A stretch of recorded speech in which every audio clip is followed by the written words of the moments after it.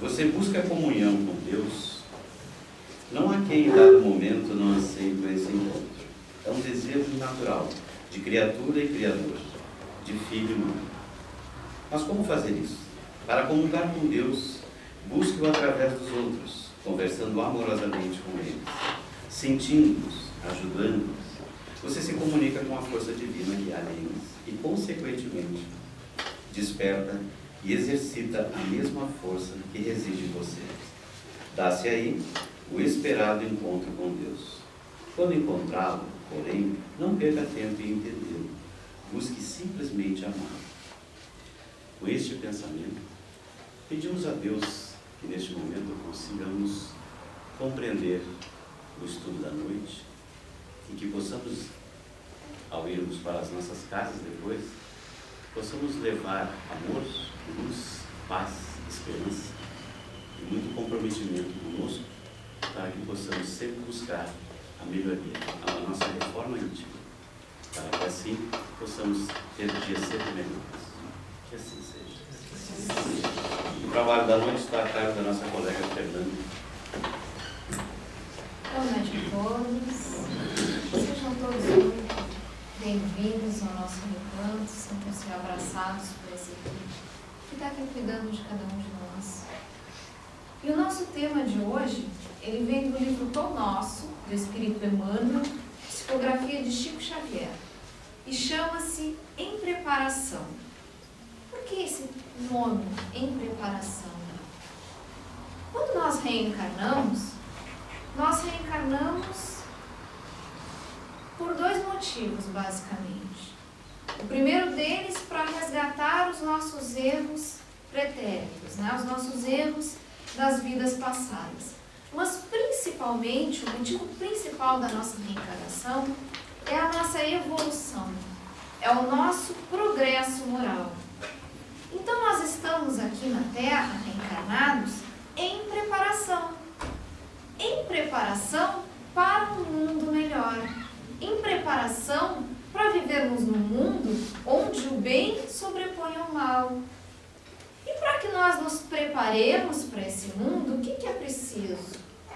É preciso que a gente desenvolva virtudes e nos desfaçamos dos nossos defeitos. E aprendamos a nos desfazer dos nossos vícios. E Emmanuel, nesse capítulo, nos diz o seguinte, que a doutrina espírita, totalmente embasada no Evangelho de Jesus, é o roteiro seguro que encontramos para aprimorar o nosso coração e reformar a nossa inteligência. Então, a doutrina espírita é um dos caminhos que nos auxilia a desenvolver essas virtudes e a nos desfazer dos nossos vícios. E quando nós encontramos a doutrina, conhecemos a doutrina e passamos a estudá-la, e ela passa a responder muitas das nossas perguntas que a gente não tinha encontrado respostas ainda, ela passa a consolar as nossas dores, ela passa a nos trazer esperanças em dias melhores, nos traz esse alento, esse conforto. E é normal que quando a gente começa a sentir isso, nós queiramos que aqueles que estão ao nosso redor, os nossos entes queridos, aqueles que dividem conosco o lar, é normal que a gente queira que eles também encontrem essa esperança, encontrem esse consolo. Só que a gente precisa compreender também que cada um tem o seu tempo. E muitas vezes a gente atropela o tempo dos outros.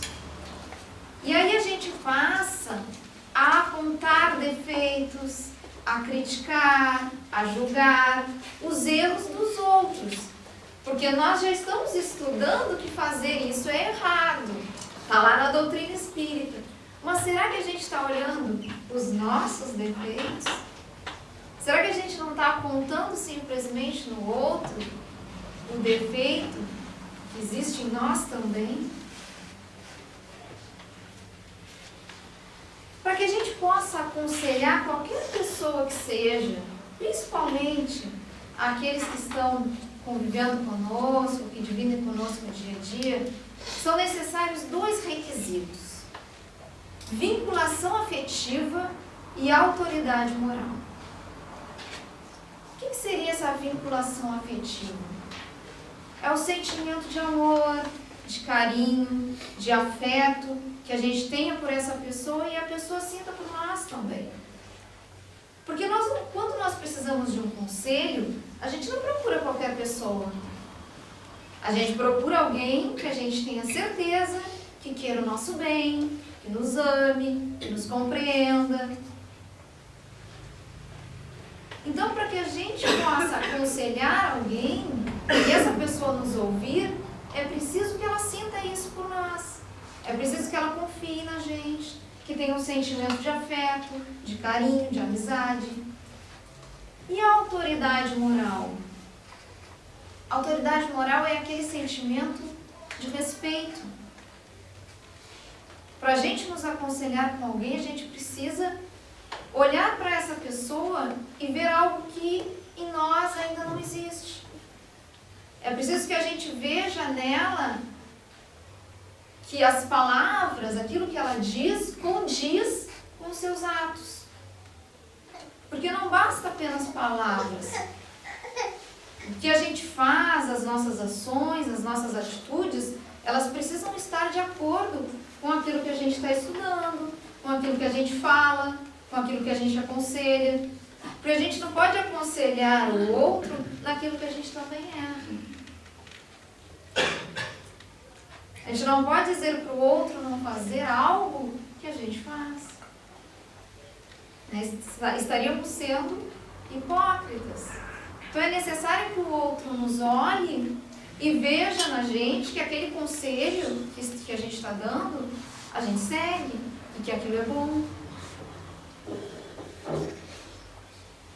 Então de nada vale a gente falar para os nossos entes queridos sobre Jesus, sobre a doutrina espírita, sobre como a doutrina espírita diz que nós devemos nos conduzir, se a gente não age daquela forma. Emmanuel ainda nos diz nesse texto que a boa nova do Evangelho deve ser impressa em nós mesmos, por meio das palavras e das ações, dos gestos e dos pensamentos. Se o céu nos permite espalhar a divina mensagem no mundo, um dia exigirá que nos convertamos em traduções vivas do Evangelho na Terra. Então é a nossa forma de agir, as nossas atitudes, a mudança que nós demonstrarmos em nós, depois que conhecemos a doutrina, é essa mudança que vai despertar no outro o interesse. É ver que nós realmente nos melhoramos, estamos mais pacientes, estamos mais serenos, estamos mais equilibrados. É isso que vai despertar naqueles que convivem conosco o interesse em conhecer a doutrina. O interesse em também se melhorar. Porque se nós não nos modificarmos, se aquilo que nós estamos estudando não mudar nada no nosso comportamento, o outro vai ver isso. E por que ele vai atrás de algo que também não trouxe nenhuma modificação? Então é necessário que a gente demonstre através do exemplo, através do nosso comportamento. No livro Endereço Certo, Richard Simonetti diz que hoje e sempre o mais eficiente recurso para demonstrarmos a excelência do Espiritismo é o nosso próprio comportamento. Então é a nossa mudança interior é que vai mostrar para aqueles que convivem conosco e para os outros que realmente a doutrina espírita nos modificou, que realmente ela é um código moral de boa conduta. E também, no livro Fonte Viva, Emmanuel nos diz o seguinte: o Cristo não faz distinção entre o altar e a oficina. O que Emmanuel quer dizer com isso? Que o Cristo não faz distinção entre o altar e a oficina. É que não adianta a gente ser espírita dentro do centro espírita. Não basta ser espírita só na casa espírita. Nós precisamos ser espíritas em todos os lugares onde nós estivermos. Nós precisamos ser espíritas no nosso local de trabalho, cumprindo com as nossas obrigações, cumprindo com os nossos deveres. Nós precisamos ser espíritas no trânsito, mantendo a tranquilidade, mantendo a serenidade. Nós precisamos ser espíritas na loja, no restaurante, no banco, no supermercado, sendo cortês, sendo gentil, sendo amável com aqueles que estão nos atendendo e não gritando, empurrando um carrinho de supermercado na fila. Isso não é ser espírita. Perdendo a paciência por qualquer coisa, xingando a moça que está em aprendizagem ali e que está errando, está com dificuldade. Isso não é ser espírita. Isso não é dar um bom exemplo. E a gente precisa ser espírita, principalmente dentro das nossas casas. Com aqueles que dividem conosco o dia a dia da reencarnação. Porque dentro das nossas casas, nós não estamos somente em preparação, mas nós estamos também auxiliando na preparação daqueles espíritos que nos são emprestados por Deus como nossos filhos.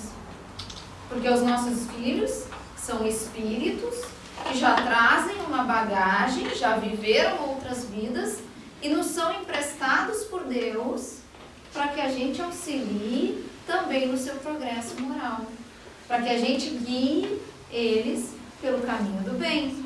Então nós somos responsáveis pela preparação deles também.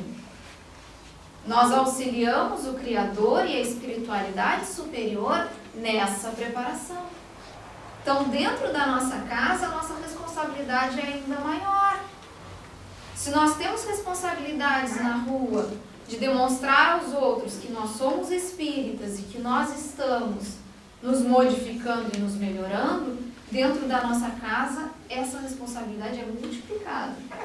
Porque a gente tem que auxiliar ainda na preparação daqueles que nos foram confiados por Deus.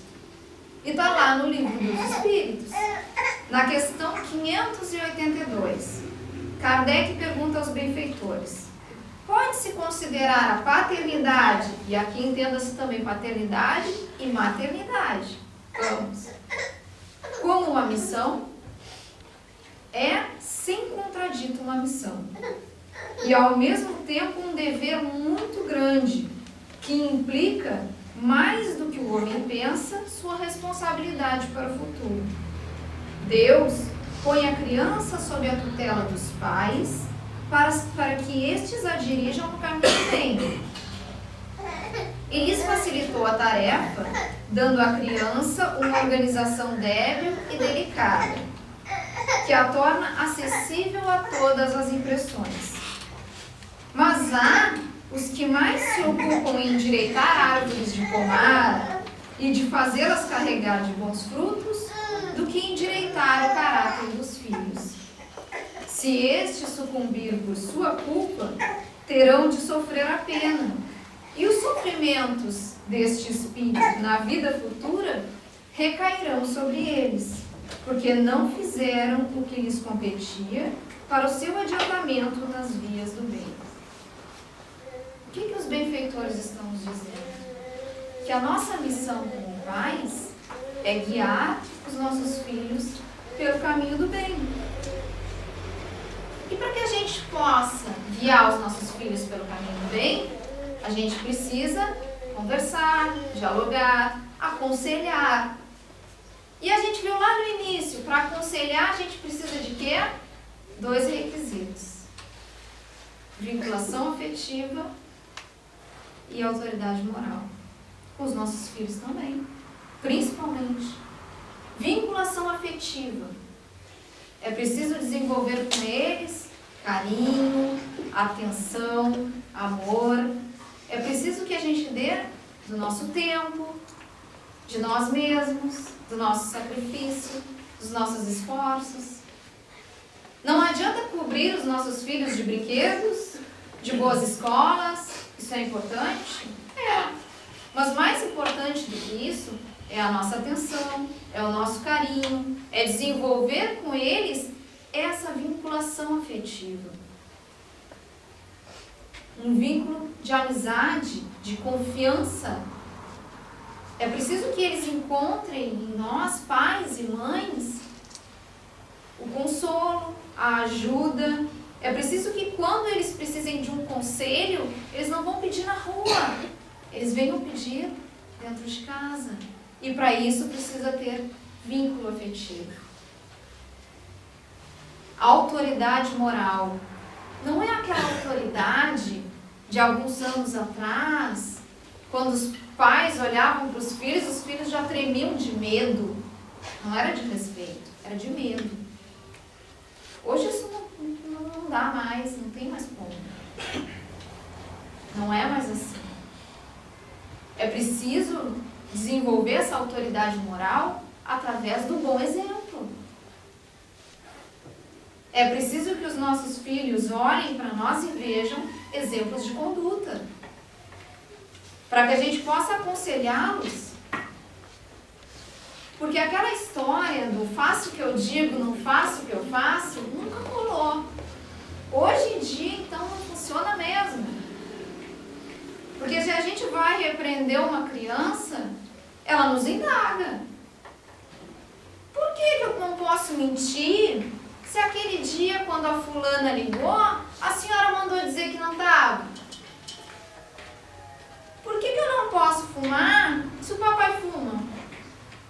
Por que eu não posso beber se quando você sai e a gente sai para jantar, vocês bebem? Hoje as crianças nos indagam tudo.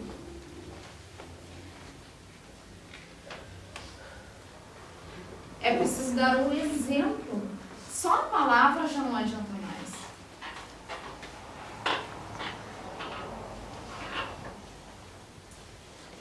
No livro Caminho, Verdade e Vida, Emmanuel nos diz que os filhos sempre imitarão os pais, ainda quando estes sejam perversos.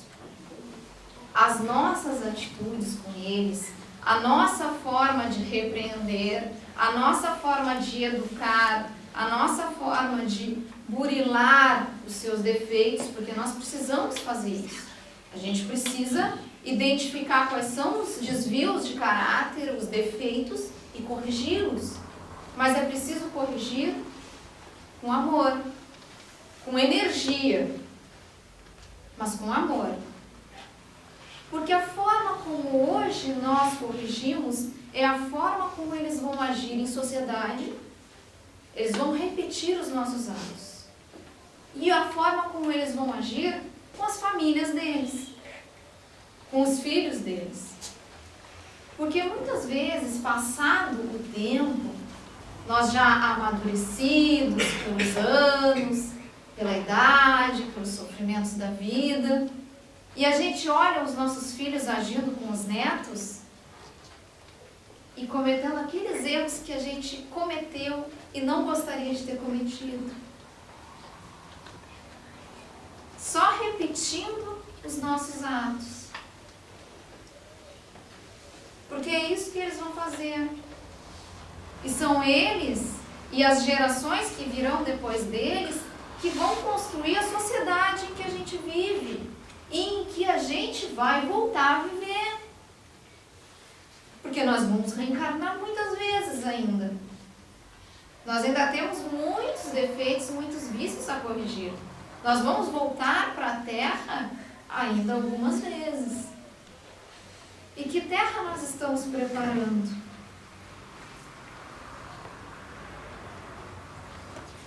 Que exemplos nós estamos dando, que serão seguidos pelas próximas gerações? José Raul Teixeira, no livro Desafios da Vida Familiar, nos diz que o que se fala, o que se ouve e o que se faz no lar tornam-se elementos basais para o que se falará e o que se fará em sociedade. Então, o lar é a base. É onde os nossos defeitos morais precisam começar a ser corrigidos. E é onde a gente vai pegar os exemplos. É o que a gente ouve em casa, é o que a gente fala em casa, que nós vamos repetir na rua. Que os nossos filhos vão repetir na rua. Eles vão agir exatamente da forma como eles nos veem agir. Se a gente discute, eles vão discutir. Se a gente grita, eles vão gritar. E se a gente agride, eles vão agredir. Ainda nesse livro, Desafios da Vida Familiar, Raul Teixeira nos diz que quando pais e mães passarem a pensar e a refletir sobre o mundo melhor do porvir, perceberão que essa aventura se acha em suas mãos, por meio da boa orientação dos filhos. Então, o futuro, o mundo melhor que nós queremos para nós, está nas nossas mãos. Nós não precisamos sair do planeta Terra, desencarnar e ir para mundos mais felizes para viver num mundo feliz.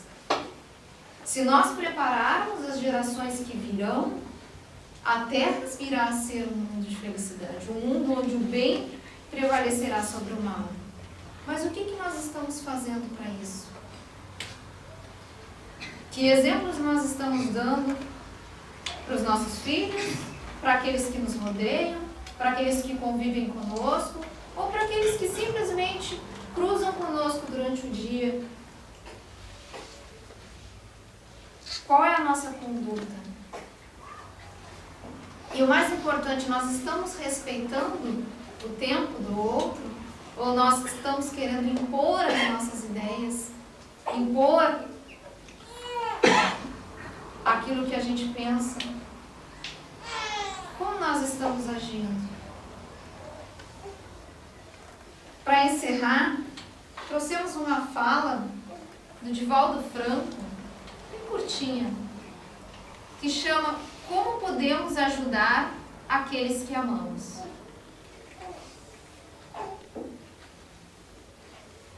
Nosso processo de evolução é intransferível. Por mais que amemos a nosso filho, a nosso parceiro, não poderemos mudar-lhe a rota, modificar o destino. Nós apontamos caminhos, somos educadores, somos pais, mas cada qual tem que seguir a estrada, tem que aprender do exercício pessoal, do sacrifício. Porque a estrada, na verdade, é áspera. É necessário coragem fazer uma viagem para dentro e dizer, realmente eu sou ciumento. Realmente eu sou invejoso. Realmente eu tenho mágoas. Cultivo-as, mas a partir de agora eu devo libertar-me. Deixarei de ser uma criança ferida para ser um adulto maduro. Porque mágoa, quem carrega mágoa, carrega tóxicos mentais. Quem carrega desejo de vingança está poluindo as neurocomunicações. Está produzindo distúrbios nos neurônios, que deixarão de produzir os neuropeptídeos, as substâncias hábeis, para as comunicações corretas. Quem tem ciúme é de uma tremenda insegurança. Não se ama. E é por isso tem ciúme. Acha que não merece o amor do outro. Eu sou tão infeliz. Será que fulano me ama de verdade? E então vigia. Ninguém vigia a ninguém. Nós, quando amamos, devemos libertar. Quem ama, libera. O amor tem esse condão miraculoso. Quem ama, confia. Se o outro não corresponde, a questão é diferente. Porque o problema é dele, não é nosso. A nossa questão é amar. O outro seria corresponder. Mas se ele não está na altura, amemos. Da mesma forma, Porque o milagre do amor é exatamente ter a pessoa como uma pessoa é e não como gostaríamos que fosse. Porque quando gostaríamos que fosse, nós estamos amando as nossas imperfeições. Ah, eu quero que meu filho estude tal coisa. É uma mãe frustrada. É o pai incompleto que projeta no filho seu conflito e deseja que ele realize aquilo que o adulto não conseguiu realizar. É uma farsa. Jamais acontecerá. Eu tenho um amigo cujos pais exigiram que ele fosse advogado. E a tendência dele era a agronomia. E o pai sequer admitia a possibilidade remotíssima de ter um filho agrônomo. Ele, naquela época, obedeceu muito aos pais, fez advocacia. E logo depois da solenidade de colação de grau, entrega do diploma, chegando a casa, ele disse: papai, aqui está o seu diploma. A partir de amanhã, eu vou fazer vestibular para a agronomia, para seguir a carreira que eu desejo. Então o amor deve ter essa peculiaridade. Ame a pessoa conforme a pessoa é. E trabalhe-a, leve-a, ajude-a, não desejando impor as suas convicções. Quantas pessoas me perguntam: meu marido é excelente, mas não é espírita. Eu digo: para que ele deve ser espírita se ele é excelente? Ele já o é. Allan Kardec fala dos espíritas pelo coração. Aqueles que o são, dos sentimentos nobres, embora não conheçam a teoria. Já que existe tanta gente que conhece a teoria e não o é pelo sentimento. É o capricho que nós temos de mandar, de dominar, de asfixiar aqueles que estão à nossa volta. Insegurança pessoal. A pessoa segura não se preocupa de estar acompanhada ou a sós, porque o caminho da umbria e o caminho do Calvário são sempre solitários.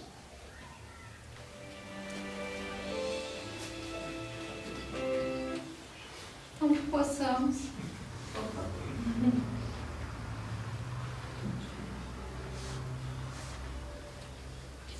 então aprender também a respeitar o tempo de cada um.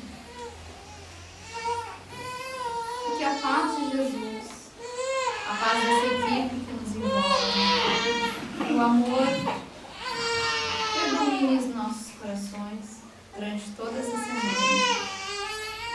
Que possamos sair daqui com a certeza de que a doutrina é um roteiro de boa conduta, mas que precisa ser seguido. Precisamos nos modificar, precisamos nos melhorar. Estamos em preparação e que precisamos respeitar aqueles que também estão auxiliando, mas não obrigando, aconselhando, mas não sufocando. Porque o amor cobre a multidão dos pecados. O amor compreende, liberta. E esse é sempre o maior exemplo. Porque é através do exemplo que nós vamos auxiliar sempre. Que a paz de Jesus nos acompanhe.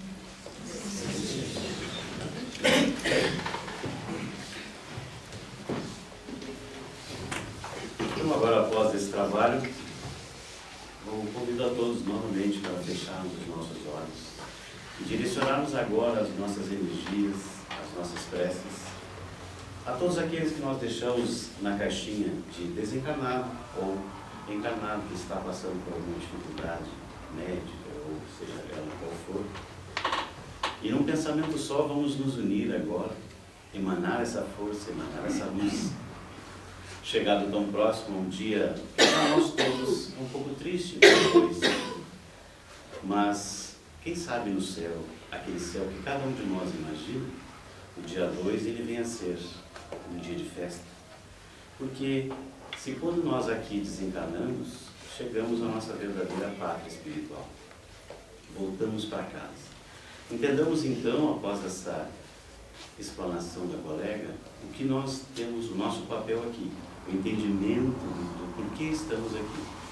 E assim pedimos por todos os nossos entes queridos, amados, distantes, doentes, em dificuldade, que recebam muita paz, que recebam muita luz, que recebam muita força, que aqui agora estejamos todos unidos de mãos com Jesus, e que esta luz, que esta força possa alcançar nos hospitais, nas casas, nas cidades, no mundo espiritual, os nossos bons pensamentos a todos que nós amamos, e também aqueles que somente conhecemos, mas sabemos que uma força, um bom pensamento pode mudar um pouco e lhe trazer um pouco mais de alegria.